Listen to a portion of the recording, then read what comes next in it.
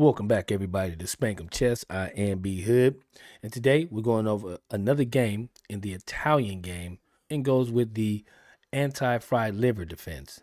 So let's check it out. Before we get into today's video, ladies and gentlemen, I want you to hit that like button, pound that subscribe bell to get instant notifications, and leave a comment, because every comment and every notification, every subscription means a lot to me. So please go ahead and hit that, and let's get to it. The opening starts out with e4, e5, knight to f3, knight to c6, and bishop to c4. This is the starting position of the Italian game.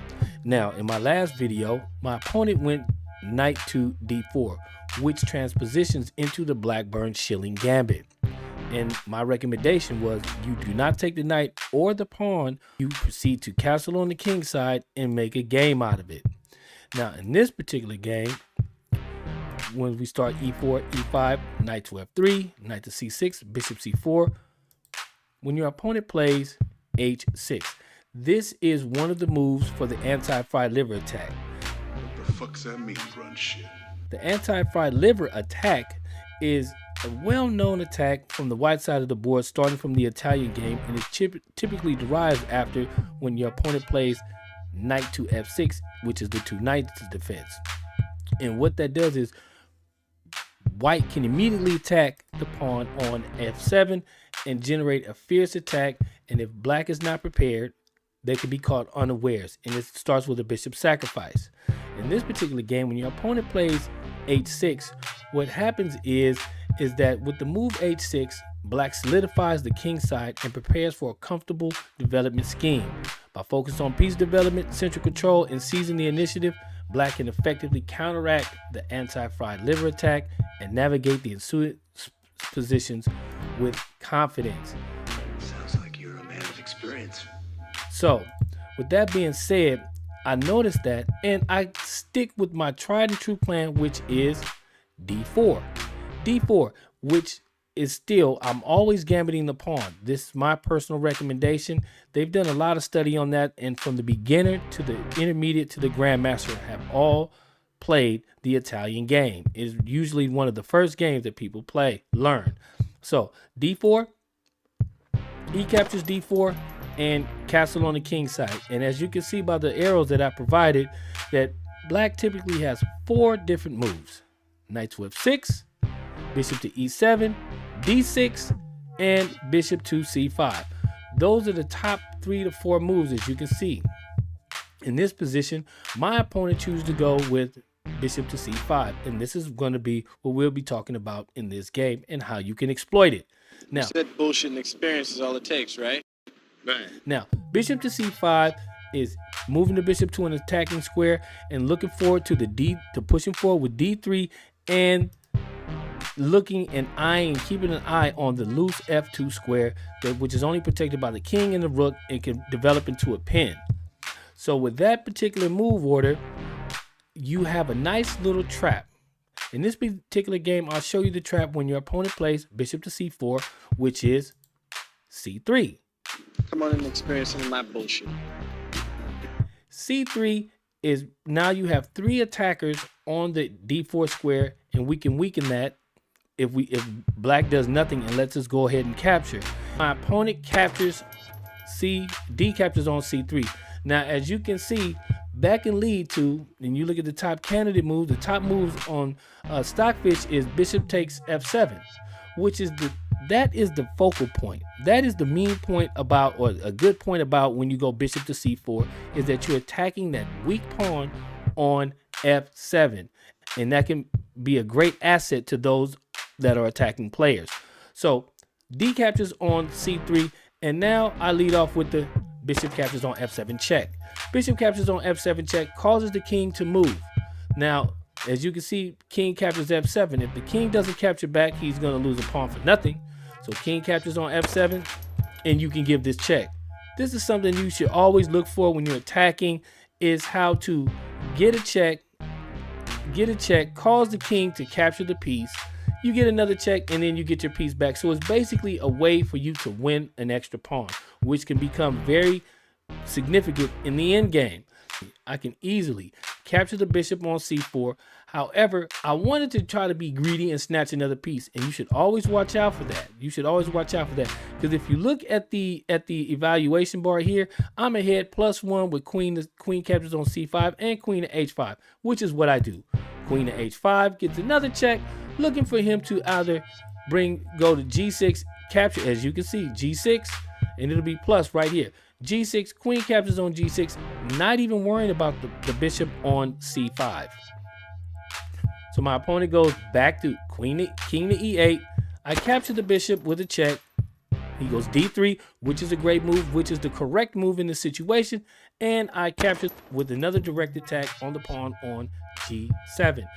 Black needs to do something about that. He needs to get his pieces into the game. He's lost the castle right, and it's going to be a fierce battle. Now, however, if you look at the board here, his bishop does have some scope here. He can easily get his knight out into the game. He can bring his queen into the game. He has a few moves, and as you can see, my pieces are still in the back rank doing a photo shoot.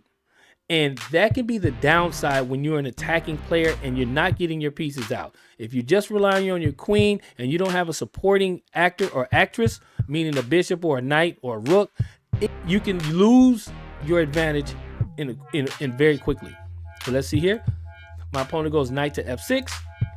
And here was a slight inaccuracy here. I had the advantage, but I chose to go e5, trying to be greedy and trying to be slick and not thinking through my moves. And that's what we always should recommend. And we always think through our moves and see the outcome.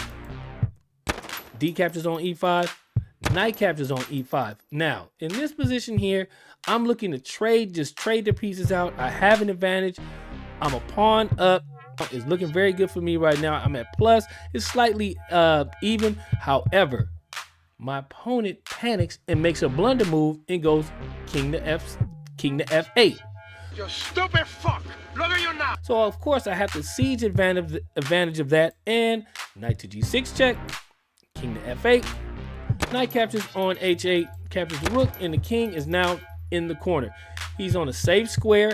I do not have a light square bishop to occupy these squares, so he can always step into a light square. The only other piece that I can use to dominate that light square is my queen. Here's my mistake. We need to watch out for that, ladies and gentlemen. Who's we, sucker? When we're attacking and we have an advantage, not just making moves and not seeing the outcome of them. This is a mistake. The correct move is bishop to c4.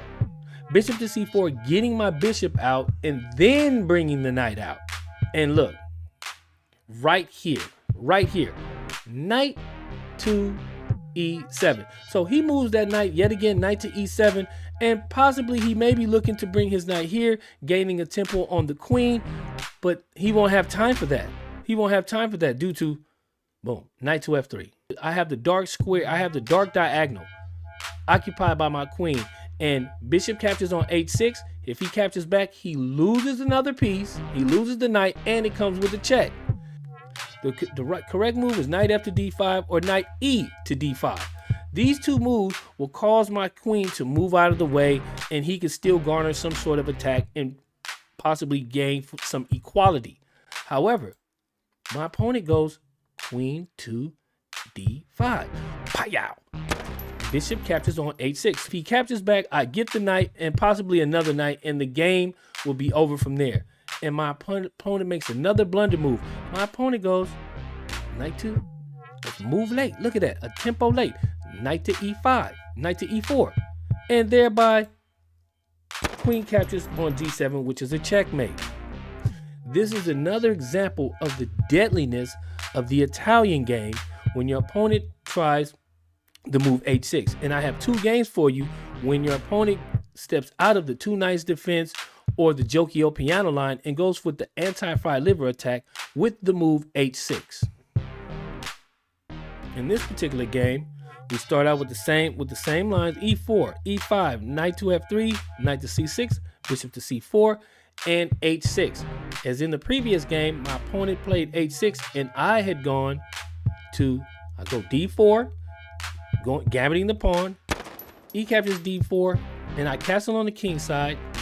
My opponent plays bishop to c5. Now in this particular game, I go queen to d3. Previously, I went c3, getting me a nice little trappy line. However, in this game, I go queen to d3.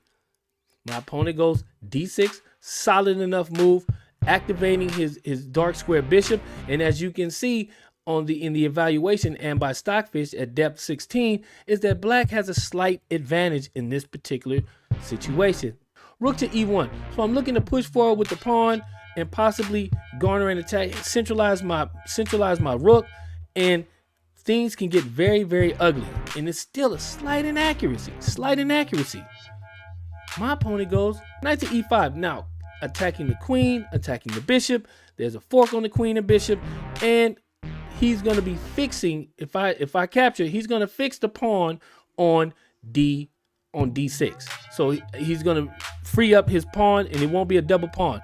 So of course I capture, he captures back, and I go f4. Remember that the f4 and f5 squares are called what, ladies and gentlemen? They're called the fu square. So I immediately undermine his center with f4. Now, he must be careful in this position. And on every move, because of the fact he has his dark square bishop on this diagonal here, and my king is on g1, that at any moment he can push forward with that d4 pawn and gain a tempo on the king with a check. So either you want to make a prophylactic move and waste the tempo by getting your king out of the way, or you need to be constantly aware at every move about that particular play there, because it can cause a lot of problems. And on top of that, his queen and his bishop. This is a battery that can come down very, very quickly onto the king side.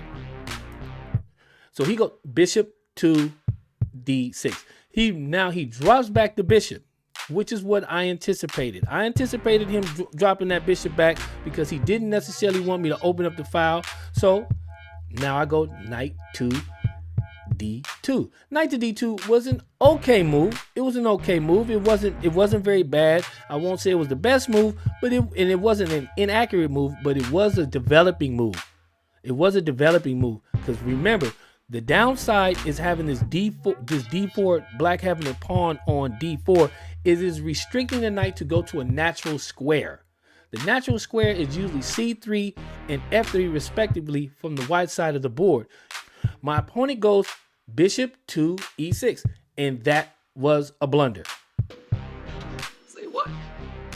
Bishop captures on e6, he captures back, and now he captures back. And here I make a blunder. From right here, I want you to leave in the comments, what do you think was the correct move in this situation?